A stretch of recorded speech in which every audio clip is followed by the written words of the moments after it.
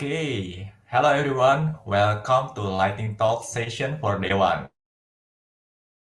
Join Indonesia and For today's Lightning Talk, we have four speakers.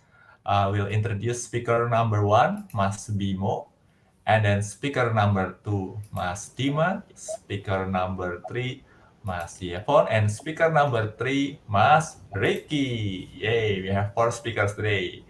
And each speaker will deliver talk for 5 minutes. By the way, you can also be a Lightning Talk speaker for day 2 tomorrow. Link to register as a Lightning Talk speaker will be provided by committee on the chat box. So make sure you register yourself if you are interested to be a Lightning Talk speaker for day 2 tomorrow. You can either present in English or in Bahasa Indonesia, so you don't have to worry about the language that you are going to use to present. Okay, let's start our lightning talk for day one. And for speaker number one, Mas Bimo, the floor is yours. Okay, thank you, Mas Budi. Hello, guys. This is my first lightning talks, and I will share my little experience about playing front-end stuff using Python programming language in community website. First of all, my name is Bimo. I'm live in Sidoarjo. I'm working at IDN Media as a software engineer backend, and I'm active community organizing in Surabaya Python. Okay, it started back in 2019 at my final year of my college. My friend and I, we were given a project to contribute to any organization, and we choose Python User Group Surabaya or Surabaya Python, or we know Surabaya.py as our organization or community partner. Because at the time, Surabaya Python didn't have an official website, we finally decided to create a simple landing page using just a Python programming language. And this is the result. You could access the website and Git repository at the link below. There are some fun facts about it. First, yes, we did use Python because we tried to not to remove the main identity from this community as the Python shell group. And the second one, actually, it doesn't use Python at all. We use a library written in Python called Pelican. This library is very useful in generating sample static website easily without taking much time. You can see more detail about this library at this following link. Okay, so to generate a static site, Pelican requires a supporting file that are written in several languages such as Markdown, Python of course, and also HTML, CSS, and JavaScript. Markdown serves as a main data in the static site, then HTML and other files are used as templating site design. And Python is used to configure the Pelican library where it starts generating or running. This is an example of usage in the project using Pelican. The Markdown file contains data that has been arranged and will be displayed on the static site. We could fill any data in the Markdown field like this example, such as templates, poster, description, and Slack, also with their Unix value. In this, sorry. And this is example of HTML template. We only need define which key we want to take from the Markdown file, and it will be generated in a static site. This method is very similar if you have used Jinja as a templating syntax. And then lastly, we define the configuration Python. It's defined where the content is stored, or rather the path of the content. We also need to define a static asset if we use asset, and the slug name of our static HTML if this is necessary. The configuration is written using the Python programming language, of course, and it's stored in the root of the project folder. Just type like this, Pelican -- auto reload -- listen, and voila. Static site could be accessed at your local host and show you the result like this example. I also try to make a GitHub action to generate Pelican source code at GitHub and publish it as a GitHub page. It's called Pelican Simple Build. You could find this in the GitHub Action Marketplace. Okay, lastly, if you want to make a contribution to one of our project, feel free to hit the frog and pull request button in our GitHub repository. And also, if you want to share more about Python technology, you can join our group Telegram below, Surabaya Python User Group, or also any Python user community in Indonesia. Okay, that's for me. Thank you. Keep share and keep learning. All right, thank you, Mas Bima, for sharing. And then we are getting ready for the second speaker, Mas Dima. Okay, Mas Dima, the floor is yours. Oke, halo, suaranya udah masuk? Okay, good. Oke, selamat sore semuanya. Jadi saya akan membawakan Lightning Talks dari PyCon Japan ke PyCon ID. Karena di PyCon Japan saya udah membawakannya dengan bahasa Inggris, sekarang saya akan membawakannya dengan bahasa Indonesia. Lalu dengan judul kali ini adalah Surface Your Coworkers Using Python for Your Boring Office Job. Atau secara lain, kita ngalahin teman kerja kita buat ngerjain pekerjaan-pekerjaan yang ngebosenin menggunakan Python. Jadi biar kelihatan, wih dia jago banget nih kerjanya, cepet banget. Padahal kita melakukan trik-trik gitu. Oke, pertama kita define dulu apa sih office job, kerjaan kantor yang membosankan itu apa aja. Yang pertama itu kerjaan kantor yang nggak pakai Python. Kedua itu kerjaan yang repetitif, artinya diulang-ulang. Terus yang ketiga itu biasanya kerjaan yang berhubungan dengan Microsoft Office. Bukan berarti Microsoft Office itu membosankan ya, tapi biasanya kerjaan-kerjaan yang banyak banget harus pakai Microsoft Office tuh bikin kita bosan. Terus kerjaannya tuh merupakan kerjaan yang gampang, tapi kita harus ngerjainnya banyak gitu. Aslinya cuma gampang, cuma ngeklik doang, tapi ngekliknya banyak. Itu kan ngebosenin jadinya. Nah, terus tapi kita tuh punya skill Python gitu. Gimana sih caranya untuk bisa membuatnya lebih berguna gitu? Untuk orang-orang di luar sana yang dia bekerjanya nggak pakai Python, tapi bekerjanya harus kerja kantoran, tapi punya skill Python atau seorang Pythonista itu gimana sih cara membuatnya bisa berguna? Nah, untungnya Python itu banyak library-library yang sangat keren. Nah, jadi kita bisa melakukan otomasi ini. Nah, ini juga bakal nyambung sama salah satu keynote besok. Nah, ini dia. Ada salah satu contohnya adalah automate the boring stuff with Python. Nah, ini yang menjadi dasar dari talk kali ini. Dan ini dari bukunya Al Swigart yang akan menjadi keynote speaker besok. Oke, requirement utamanya ya sebelum kita bisa melakukannya itu setidaknya kita bisa menggunakan language Python walaupun sedikit, at least bisa print atau bikin fungsi atau ngejalanin variabel atau apalah gitu, at least kita bisa Python language sama pemrograman. Kemudian kita bisa juga bikin algoritma sederhana, nggak usah rumit-rumit. Dan yang ketiga, buat kita bisa melakukan itu secara otomatis, kita harus bisa melakukannya dulu secara manual. Jadi harus teruji bahwa itu bisa dilakukan dulu. Nah, sekarang adalah contoh pertama adalah untuk pekerjaan yang kamu perlu melakukan klik atau ngetik yang secara berulang-ulang, kamu bisa menggunakan library PyAutoGUI. Nah, PyAutoGUI ini bisa membantu teman-teman untuk mengetik lebih cepat dan melakukannya di dalam looping. Ini ada salah satu contohnya, ada salah satu bagaimana saya mengerjakan kerjaan yang membutuhkan dia harus memasukkan form dan dia akan melakukan pengetikan secara otomatis tanpa saya perlu mengetiknya sama sekali. Jadi seperti itu. Jadi ini bisa digunakan PyAutoGUI. Jadi saya bisa mengerjakan kerjaan yang teman saja atau harus ngerjainnya selama 6 jam. Saya bikin script dulu sejam, terus programnya jalan selama 15 menit. Jadi ya, saya tetap lapornya saya udah ngerjainnya 6 jam, tapi aslinya kan 4 jamnya saya santai-santai gitu. Nah, selanjutnya adalah generate PDF. Nah, jadi terkadang kita perlu bikin banyak PDF yang based on templates, terus kita bisa pakai yang namanya report lab. Ini bisa bikin, membaca, edit, dan juga melakukan hal lain yang berhubungan dengan PDF. Salah satu project PDF ini adalah kita di tahun 2019 dan juga tahun 2020 kita mengenerate bukan password ya, kita mengenerate sertifikat menggunakan Python, menggunakan report lab ini. Jadi ini ada kodenya, kita punya list sertifikatnya, kita punya tahu mau nempatinnya di mana aja, lalu kita hasilnya ini. Jadi ini yang ditulis itu dari sini, no ini, nama, sebagai apa. Itu 3 yang lainnya itu dia udah ada di gambarnya semua. Dan itu kita bisa bikin banyak sertifikat, 400 lebih itu hanya dalam waktu 5 menit. Terus kita upload linknya. Lalu hal-hal lainnya yang bisa berguna mengenai mengerjakan kerjaan yang membosankan itu kita bisa nge-scrape dari data-data dari web menggunakan Beautiful Soup.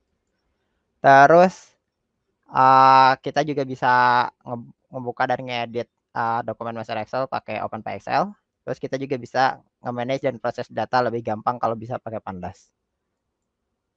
Nah, lalu selanjutnya adalah kalau teman-teman bisa mengerjakan kerjaan teman-teman itu lebih cepat, itu teman-teman bisa jadi lebih produktif untuk memanfaatkan waktu-waktu lainnya.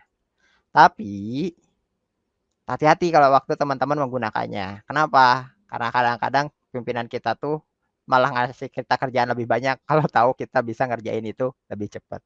Jadi sembunyi-sembunyi aja ngerjainnya. Sekian dari saya, terima kasih. Saya kembalikan kepada Mbah Budi. Alright, thank you for the tips. I think it's gonna be really useful, yeah, for office jobs, right? Okay, for the third speaker, Mas Yevon, the floor is yours. Hey, hello everyone. So today I will give a talk about how to automate machine learning tasks in Python, especially using PyCaret. Okay, so yeah, this is my LinkedIn profile.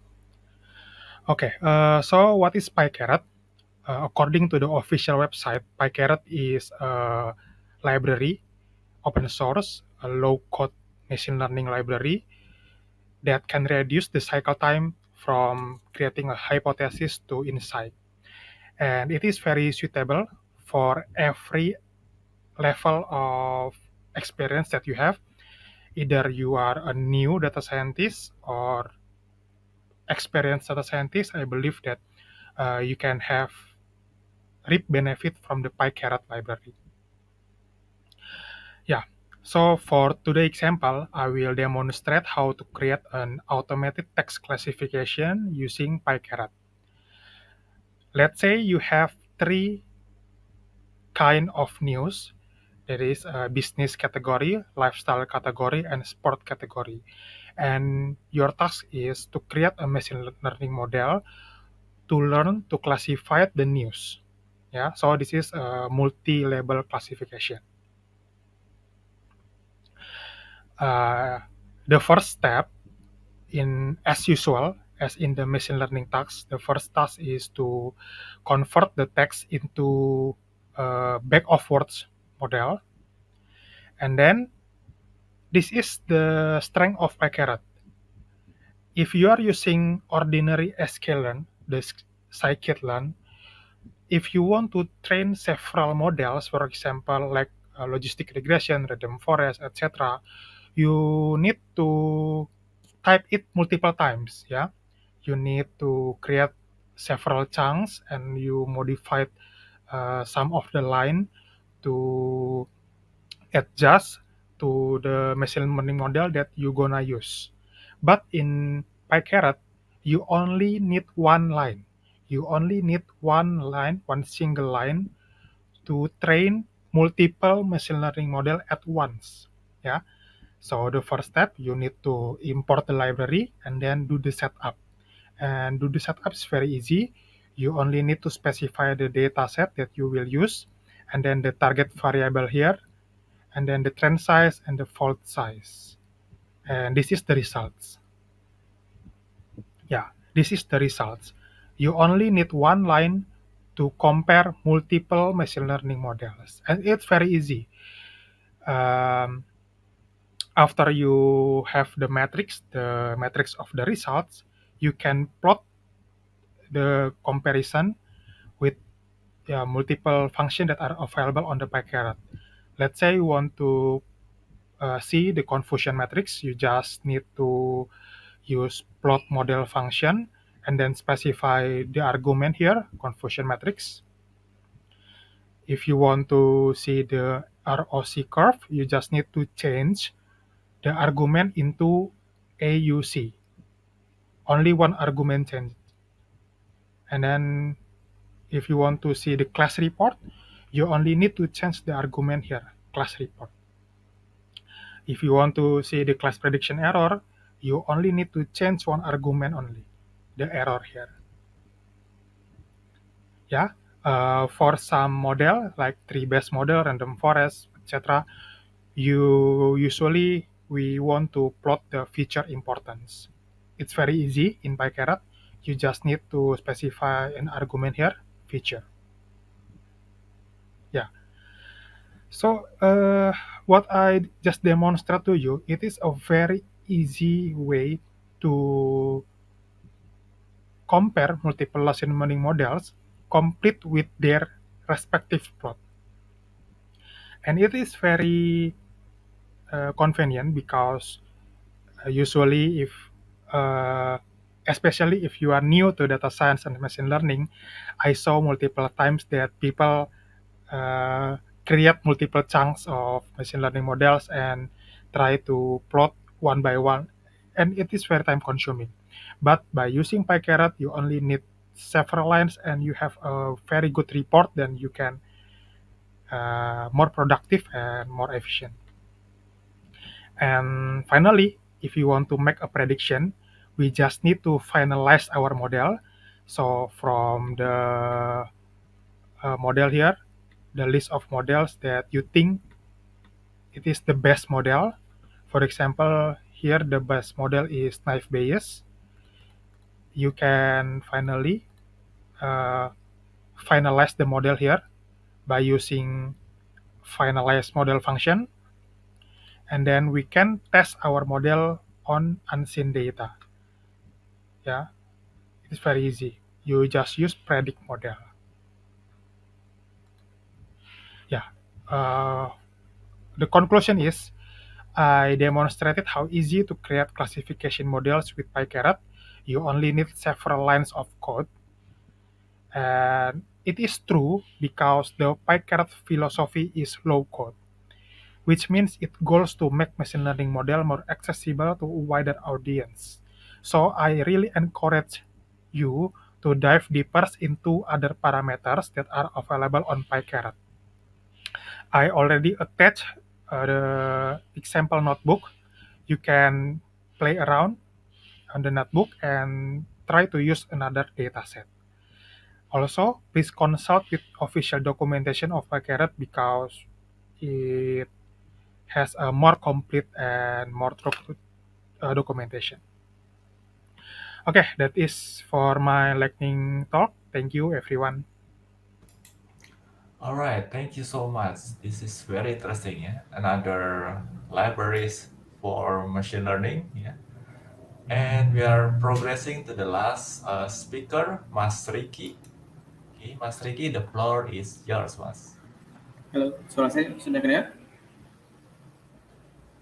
Yep, terdengar. Oke. So, perkenalkan nama saya Ricky, saya salah satu lead software engineer di Julo.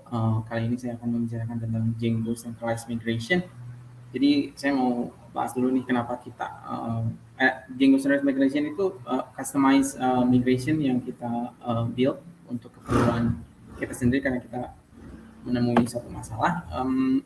Seperti yang kita ketahui, the original Django migration itu menggunakan sequence number distributed di antara sub-app dan dependensinya harus wajib kita define. Nah, masalahnya adalah ketika kita punya beberapa developer dengan mengerjakan feature di satu sub-app yang sama, let's say ada 2 atau mungkin lebih. Kita ambil contoh kasus, developer A membuat satu migration setelah 0014, which is 0015, kemudian developer A harus mendefine dependensinya itu ke migration sebelumnya, which is itu 0014, dan di komputer lain, developer B juga sedang mendevelop satu feature yang memerlukan menambahkan satu migration file, dan di generate lah satu migration file itu di lokal developer B setelah 0014 juga sama, dan developer B juga harus mendefine ini dependensinya ke 0014.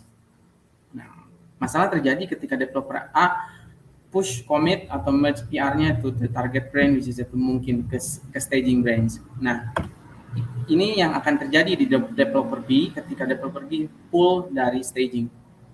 Maka akan ada dua migration 0015 setelah 0014, which is itu yang satu dari developer A, yang satunya lagi punyanya dia. Nah, masalahnya adalah dia secara mau tidak mau harus edit 0015-nya punya dia menjadi 0016 karena harus sekuensial. Nah, kadang-kadang developer A masuk staging duluan, tapi developer B juga developer B yang masuk UIT duluan karena developer A, feature developer A ini lebih besar dan harus dites di staging lebih lama. Maka akan terjadi juga sekuensial diferensiasi antara UIT branch dan staging branch. Nah, inilah beberapa masalah yang kita hadapi selama kita menggunakan di original Django migration. Dan kadang-kadang sering berjalannya waktu ketika kita punya developer yang baru dan mengharuskan running si migration itu dari awal, itu kadang-kadang breaking. Nah, apa sih centralized Django migration ini? Nah, kita bikin satu modul customize di mana kita menyatukan semua migration yang berasal dari sub app. Kita menggunakan ini sebenarnya bukan konsep yang baru, kita adopsi dari framework yang lain, which is itu Ruby on Rails, karena saya dulu juga develop Ruby on Rails. Kita menggunakan unique timestamp instead of sequence number dan diikuti oleh sub app number-nya, dan ini terpusat dalam satu folder. Dan nggak ada experience yang berbeda dari centralized migration ini kecuali kita tidak perlu mendefine dependencies. Dan di mana kita folder yang mau kita pakai untuk centralized migration ini juga kita bisa define di setting. Dan ini sepenggal source code yang kita buat. Sebenarnya kita nggak bikinin dari scratch, kita hanya override di original Django migration, karena itu experience semuanya sama kecuali tanpa dependensi, dan kita bikin ini sebagai centralized. Bagaimana cara merunningnya juga masih relatif sama, output yang keluar juga bakalan sama, hanya saja yaitu kita tackle complexity di dependensinya, jadi kita nggak harus mikirin kepusingan dependensi dan lain-lainnya. Yep, I think that's it. If you are interested about this thing, or maybe mau bergabung bersama Jolo, please come to our booth. And kabar baiknya juga kami berencana juga untuk merilis ini modul centralized migration ini sebagai open source project di GitHub repository kami. So stay tuned and thank you. That's it. All right. Thank you. Wow. Thank you for all the Lightning Talk speakers. You are all awesome. By the way, PyCon ID is encouraging all participants to keep up the positive vibration of our conference. That's also the reason why we provide thank you note form. Using this form, you can express your appreciation to each of the speaker. All right, this is the end of the talk session for the day, for day one. I hope you enjoy it. And we will continue to the last session